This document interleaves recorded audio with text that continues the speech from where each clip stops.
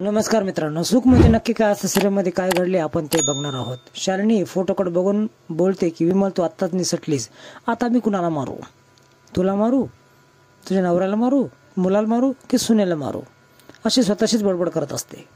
शालिनी सोमाला आवाज देते, नित्याला कोर्टामध्ये कधी हजर करणार आहेत त्याची माहिती काढ असं ती बोलते. त्याचं मला आता शेवट करायचा आहे, तिला जेलमध्ये ठेवायचं नाही तर माझ्या ताब्यामध्ये ठेवायचं आहे.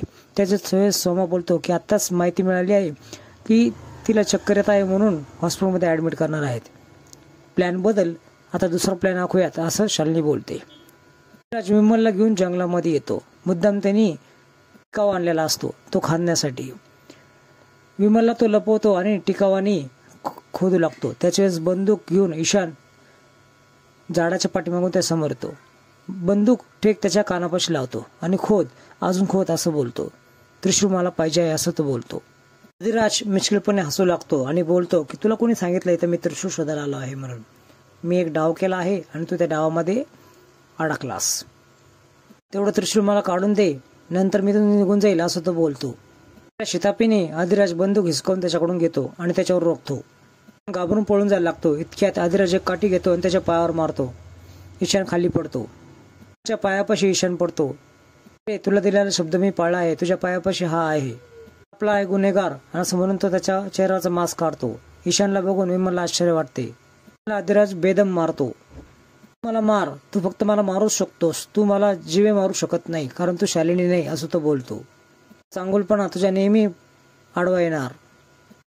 माझा मारण्यामध्ये जेवढा वेळ वाया घालशील तेवढं नित्यापासून तू दूर जाशील असं तो बोलतो. नित्य आता शालिनीच्या तावडीत सापडणार. त्या मॅडम पोलीस स्टेशनमध्ये आहे, सगळ्यात सेफ ठिकाणी असं अधिराज बोलतो. त्याच्या वेळेस ईशान हसू लागतो. शालिनीपासून कोणती जागा सेफ नाही तुला माहित नाही का असं अधिराजला तो उत्तर देतो. काय तुमचा प्लॅन आहे असं अधिराज विचारतो. तुम्ही तिचं काहीच करू शकणार नाही असं ईशान उत्तर देतो. त्रिशूळ आहे ज्याला तू भेदू शकत नाही, तिचं तू काहीच करू शकत नाही. त्याला खूप मारू लागतो. विमल मध्ये पडते आणि त्याला सोडवते. नित्याला वाचव असं त्याला बोलते. ईशान पळून जातो. विमल शपथ घालून त्याला थांबवते. लवली देवीजवळ आलेला असतो. भरपूर माणसं लावले पण ती बेबी काय सापडली नाही. मी इतका वाईट आहे का असं तो बोलतो. एक त्याचा मित्र येतो आणि जोगतींपाशी मी मंदिरापाशी तिला बघितलं आहे असं तो सांगतो. आभार मानून जायला लागतो तर त्याच्या पायाला मोबाईल लागतो. हा मोबाईल कुणाचा असं त्याचा मित्र विचारतो. काही नाही असं तो बोलतो आणि खिशात घालतो. पहिले बेबीकडे जाऊ असं बोलतो. अधिराज पोलीस स्टेशनच्या दिशेने निघालेला असतो. इकडे पोलीस स्टेशनमध्ये शालिनी डॉक्टरच्या वेशामध्ये येते. तिला चेक करते. ती प्रेग्नेंट आहे असं ती सांगते. त्यानंतर होकारार्थी इन्स्पेक्टर बोलते आणि बोलते की रिस्क घेऊन जमणार नाही, तिला ऍडमिट करावं लागेल.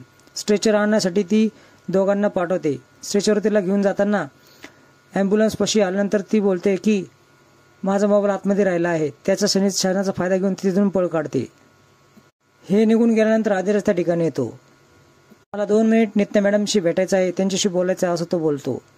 बरं वाटत नव्हतं म्हणून त्यांना आत्ताच हॉस्पिटलमध्ये नेलं आहे असं ते इन्स्पेक्टर मॅडम बोलतात. थोड्यात अधिराजला पुन्हा ॲम्ब्युलन्सचा आवाज येतो. ॲम्ब्युलन्स बोलवली होती ना, तर कुठे आहे पेशंट असे ते 2 गार्ड बोलतात. तर आत्ताच हॉस्पिटलला नेलं ना, मग तुम्ही दोघं कोण आहात? त्याविषयी तुम्हीच फोन करून आम्हाला इथं ॲम्ब्युलन्स बोलवली ना असं ते बोलतात. तुमच्या वाईफला कोणीतरी किडनॅप केलं आहे ते असे इन्स्पेक्टर बाई बोलते. अधिराज खूप चिडतो. इकडे ॲम्ब्युलन्समध्ये शालिनी आणि सोमा मास्क काढतात. त्याचा फोन लागत नाही म्हणून लवली सावरीला फोन लावतो. सर्व घडलेलं सांगतो आणि बेबी देखील सापडली असं तो निरोप देतो. मोबाईल आता कोल्हापूरला घेऊन जातो आणि काय त्याच्यात काय सापडतं असं तो बोलतो. विमल तिथे येते. सावरी मेसेज देते लवलीला की त्या मोबाईलचं काय असेल ते बघ, त्याचा जीव धोक्यात आहे म्हणून अधिराज पोलीस स्टेशनमध्ये गेला आहे असं विमल सांगते. ईशानने सांगितलं आहे की काहीतरी कट रचला आहे म्हणून. विमल देवी याची प्रार्थना करते की सुनबाईला आणि अधिराजला सुखरूप ठेवा. शालिनीने नित्याला बांधून ठेवलं असतं. त्याच वेळेस एक डॉक्टर येतात. डॉक्टर सोमाला घेऊन आलेला असतो आणि हिला शुद्धीवर आण असं शालिनी बोलते. इथं पेशंट बांधलेला आहे, मी असं इलाज करू शकत नाही असं डॉक्टर बोलते. त्यानंतर सोमा गन रोखतो आणि इलाज कर असं बोलतो. शालिनी देखील शहाणपणा करू नको, तिला गुपचूप शुद्धीवर आण, मला हिला मारायचं आहे असं बोलते.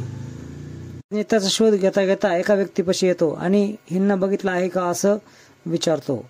त्यानंतर तो त्या शेडच्या तिकडचं बोट करून दाखवतो. त्या शेडच्या दिशेने जातो.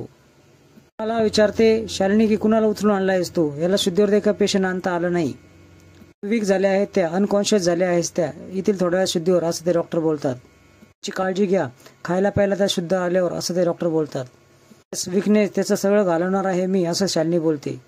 त्यांचं म्हणजे मारायचं आहे मला तिला असं शालिनी त्या डॉक्टरला उत्तर देते. त्यावर आणून मी तिला मारणार आहे असं डॉक्टरना ती उत्तर देते. डॉक्टर म्हणतात की तुम्ही असं का करतायत. डॉक्टर हा गुन्हा आहे असं बोलतात. हो का, मला माहीतच नव्हतं. सोमा आणखीन एक गुन्हा कर रे असं म्हणून ती त्याला देखील बांधून ठेवतात. आदिराज शेडच्या बाहेर पोहोचलेला असतो. त्याचा पाय लाकडांवरून घसरतो. त्याचा आवाज ऐकून आतमध्ये शालिनी सावध होते. मला बाहेरून कुलूप असतो. पुढील भागामध्ये तुम्ही बघणार आहात की नित्याच्या हाती एक मोबाईल लागतो. त्या मोबाईलवरून ती आदिराजला फोन लावते. गोडाऊनच्या पत्त्यावर आदिराजला ती बोलून घेते. त्यांचे गुंड पाऱ्यावरती आहे, तू सावकाश आहे असं ती बोलते. तो गोडाऊनच्या दिशेने जायला लागतो.